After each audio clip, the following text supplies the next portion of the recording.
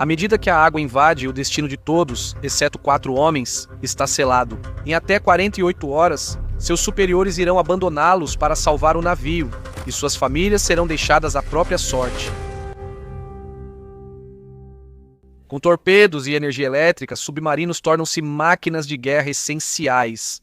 Em 7 de maio de 1915, o submarino alemão U-20 afunda o transatlântico britânico RMS Lusitânia. No início da década de 1930, fica claro que os submarinos terão um papel significativo em conflitos futuros. No final da década de 1930, as tensões entre as nações europeias e a Alemanha nazista estão aumentando e a perspectiva de uma Segunda Guerra Mundial se torna cada vez mais provável. Na Grã-Bretanha, o alto comando da Marinha Real reconhece a ameaça dos avançados U-Boots alemães e busca aprimorar ao máximo a frota de submarinos britânica. Antecipando o início da guerra, 15 novos submarinos da classe Triton, ou classe T, são encomendados em 1935 para substituir os submarinos ultrapassados das classes O, P e R que os britânicos vinham utilizando. Cada um dos submarinos recebe um nome começando com a letra T. O HMS Tétis, ou Submarino de Sua Majestade Tétis, começa a ser construído em dezembro de 1936 no estaleiro Cameled, em Birkenhead. O HMS Tétis, com 82 metros de comprimento, é o primeiro da classe T a ser construído pela empresa Cameled. Nomeado em homenagem a Tétis, mãe de Aquiles na mitologia grega, ele foi lançado com cerimônia de batismo com champanhe em 29 de junho de 1938. Ele é atormentado pelo azar desde o início. Durante sua primeira série de testes no mar, em abril de 1939, o primeiro grande problema é que o equipamento de direção foi instalado de forma invertida. Quando o leme é girado para estibordo, o navio vira para bombordo e vice-versa. Ao se preparar para o primeiro mergulho, os hidroplanos de proa que controlam a descida do submarino travam na posição de mergulho acentuado, forçando o abandono dos testes. Um mês depois, o equipamento do compartimento de torpedos é testado antes da manutenção de rotina do navio. O compartimento de torpedos recebe tinta esmalte, que faz as portas dos tubos ficarem coladas. Um pequeno erro que é fácil de corrigir, mas que não é percebido. No final de maio, Tétis se prepara para uma segunda rodada de testes no mar. Na manhã de 1º de junho de 1939, o comandante da Marinha Real, Bolas, conduz o navio pela costa norte do país de Gales até uma área de treinamento no Mar da Irlanda para o primeiro mergulho. Durante a viagem saindo de Birkenhead, o comandante Bolas comenta que Tétis parece estar muito alta na água e está adernando levemente para bombordo. A bordo estão a tripulação, vários oficiais navais, incluindo o capitão HPK Oran e os comandantes de 2 submarinos irmãos, Taku e Trident. No total, 103 pessoas estão a bordo, das quais 50 são passageiros, incluindo oficiais do almirantado, funcionários da Cameled, representantes de outras empresas de engenharia e navios locais. O piloto Norman Wilcox e os fornecedores de comida estão lá para oferecer sanduíches, cerveja e tortas em uma recepção após os testes no mar. A Tétis é acompanhada pelo rebocador Grab Cock, comandado por Alfred Godfrey. 2 marinheiros e 2 funcionários da Cameled estão a bordo do rebocador, fornecendo comunicação entre a Tétis e o Grab Cock. O rebocador garante que não haja outros barcos na área durante os testes de mergulho. Às 13h30, a Tétis está pronta para seu primeiro mergulho. O rebocador de escolta pergunta se algum dos 50 passageiros quer desembarcar da Tétis antes do mergulho, mas ninguém quer perder essa oportunidade emocionante. A Tétis possui 6 compartimentos estanques, começando com a área dos torpedos na proa e terminando no compartimento de direção na popa. Às 13h40, o comandante Bolas envia as coordenadas de mergulho para o quartel-general dos submarinos, HMS Dolphin, junto com uma mensagem curta: mergulhando agora. O capitão Godfrey, no rebocador Grab Cock, percebe que a Tétis enfrenta dificuldades para submergir. Por cerca de 1 hora, a Tétis fica manobrando, dando voltas e baixando lentamente na água. A bordo, O comandante Bolas descobre que a proa do submarino parece estar leve, e não importa o que tentem, eles não conseguem mergulhar abaixo da linha d'água. Ele envia oficiais para investigar. Os tubos de torpedo na proa do navio às vezes são usados como lastro para equilibrar a flutuabilidade do navio.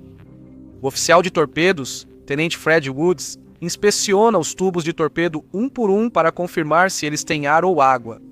Ele espera que haja ar dentro, pois o navio está alto na água. A maneira de testar se os tubos estão inundados é abrir um pequeno registro na porta do tubo de torpedo. Se sair água, então você sabe que o tubo está inundado. Quando o Tenente Woods abre o registro de teste no tubo de torpedo 5, saem apenas algumas gotas de água, o que é normal para esse tubo. A porta interna do tubo de torpedo foi pintada e ficou selada.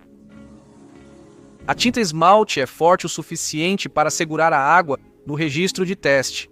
O Tenente Woods abre a escotilha interna para inspecionar o tubo.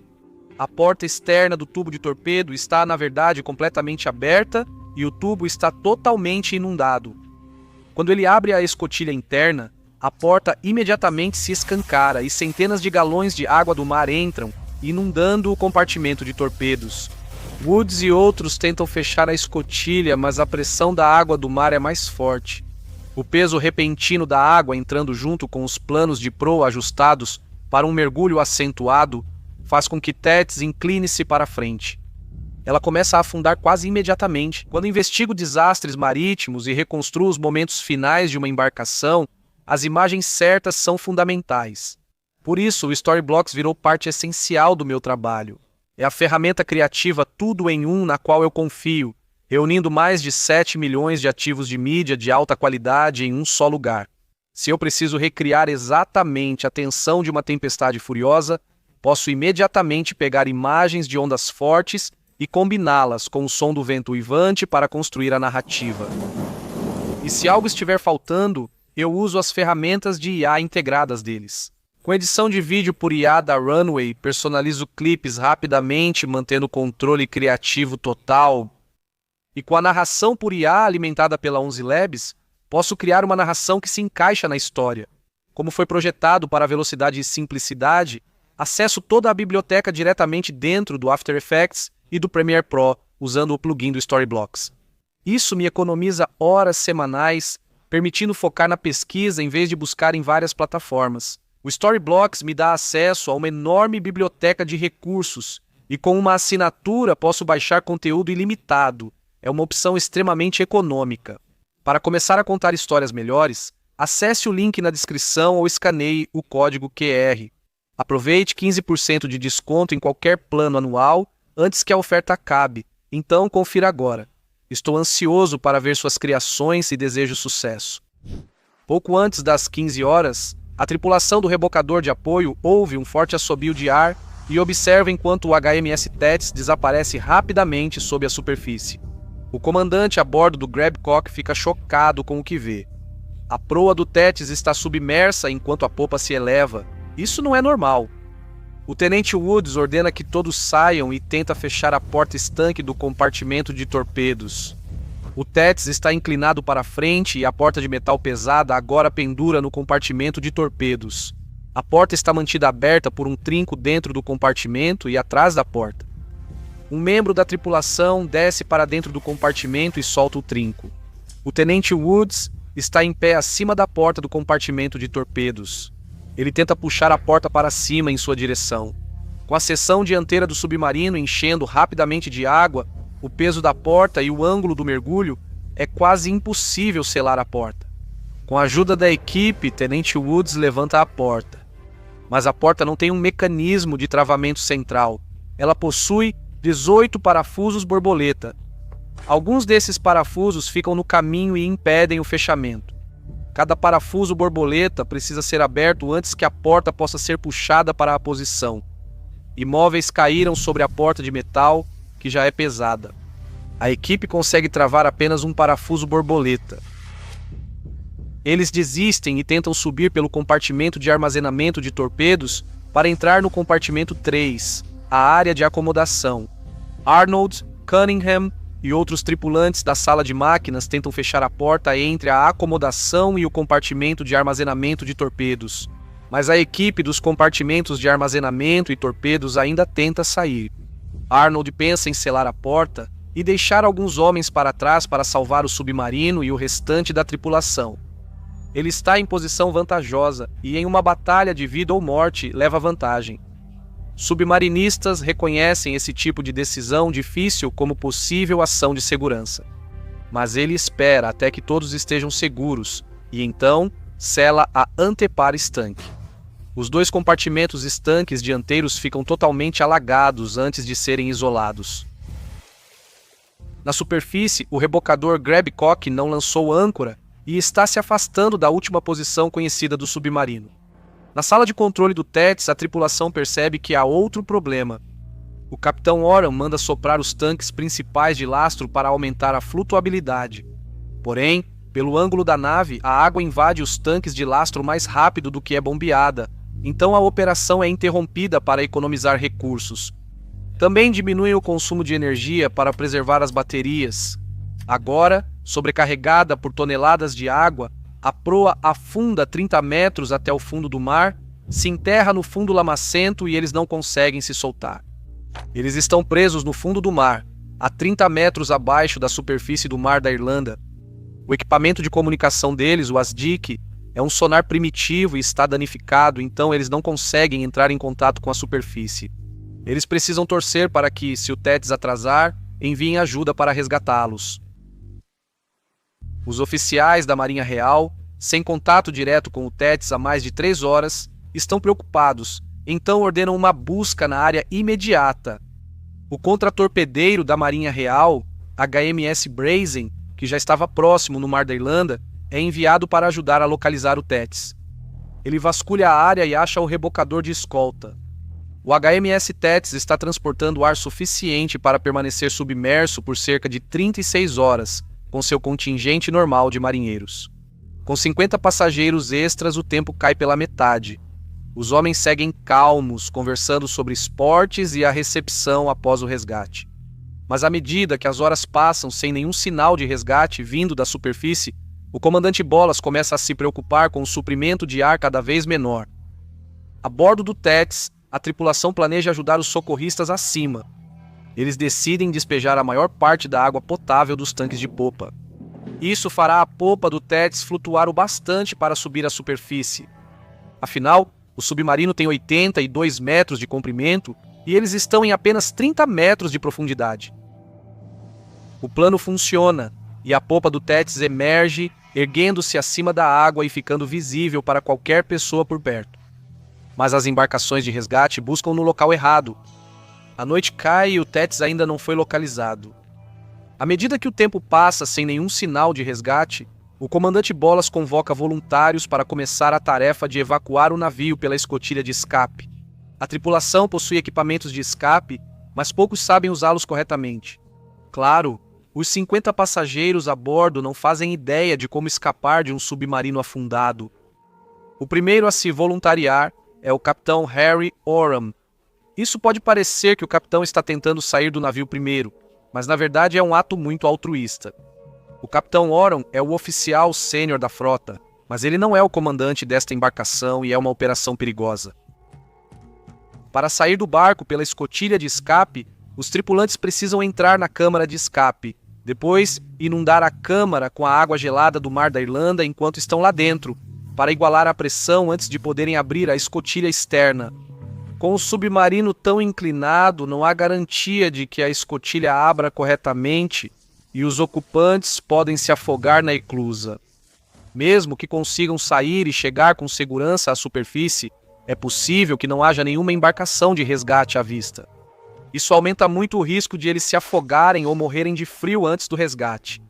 O capitão Auran prende uma mensagem em sua roupa explicando a situação a bordo e a necessidade de trazer ar fresco para a embarcação. Se encontrarem seu corpo mesmo morto, ainda poderá ajudar quem ficou. O capitão Oren consegue subir os 6 metros até a superfície, onde espera na água fria e escura. Depois, o tenente Woods passa pela escotilha de escape e se junta a ele. Pelo menos, ele tem companhia.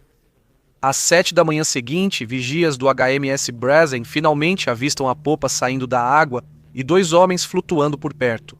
Os homens são rapidamente resgatados e transmitem as notícias do que aconteceu abaixo da linha d'água. O capitão Oren e o tenente Woods explicam as circunstâncias dentro do Tétis. Com a falta de ar e o aumento do dióxido de carbono, o tempo está acabando para quem está preso lá. No início da manhã de 2 de junho, no dia seguinte ao naufrágio do Tétis, mergulhadores do HMS Tedworth chegam ao local e avaliam a situação. Eles relatam que a popa do submarino está um pouco acima da água, mas a escotilha principal, que facilitaria a fuga, está submersa. Um mergulhador é enviado para tentar conectar uma mangueira de ar. Infelizmente, o mergulhador só tem 30 minutos de ar disponível e não consegue conectar a mangueira a tempo. A situação na superfície fica mais caótica, com multidões se reunindo na costa para acompanhar o drama. A imprensa está em todo lugar, registrando cada desdobramento. A bordo do Tétis, as condições ficam insuportáveis com o acúmulo de dióxido de carbono e a falta de oxigênio. O comandante Bolas manda que os homens escapem 4 de cada vez pela escotilha de fuga. É um plano desesperado para retirar alguns homens do Tétis e prolongar o oxigênio restante. Na primeira tentativa, um dos homens se desespera ao ver a câmara enchendo de água. Ele tira a máscara e tenta abrir a escotilha externa antes que o tubo se inunde totalmente, travando-a. A tripulação abre a escotilha interna e puxa os 4 homens de volta. 3 já se afogaram. O sobrevivente informa que a escotilha externa está travada, impossibilitando novas tentativas de fuga. Mesmo assim, 2 homens tentam escapar. Os 2 homens abrem a escotilha travada e são resgatados por barcos de salvamento na superfície. Neste momento, muitos homens no Tétis já desmaiam ou sentem tontura pela falta de oxigênio. Eles não estão em condições de realizar tarefas simples, muito menos tentar escapar do submarino avariado. Mais 2 homens entram na escotilha de escape. O tubo se enche de água e eles tentam abrir a escotilha externa que emperra. Os homens no submarino reabrem a escotilha interna para retirar os corpos dos colegas. Mas não só a escotilha externa está emperrada e ligeiramente aberta, agora eles não têm energia para lutar contra a água que entra pela escotilha interna para fechá-la. Enquanto toneladas de água preenchem o submarino, Tétis afunda novamente até o fundo do mar. Uma empresa privada de salvamento é chamada para ajudar no resgate. Eles haviam oferecido ajuda no início da operação, mas foram recusados a princípio. Os mergulhadores dizem à Marinha que podem cortar o casco e inserir um tubo de ar no navio.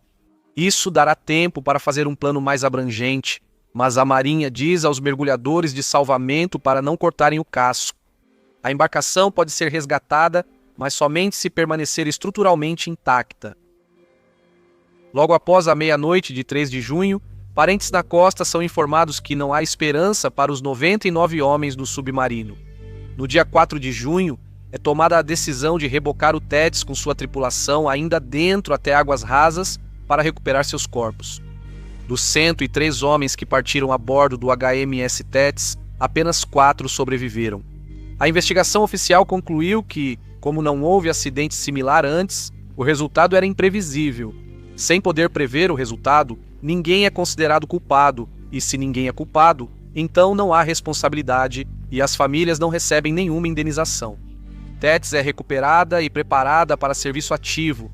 Ela é renomeada como Thunderbolt e enviada durante a Segunda Guerra Mundial. Em 14 de março de 1943, a corveta italiana Chiconia atira e afunda o Thunder.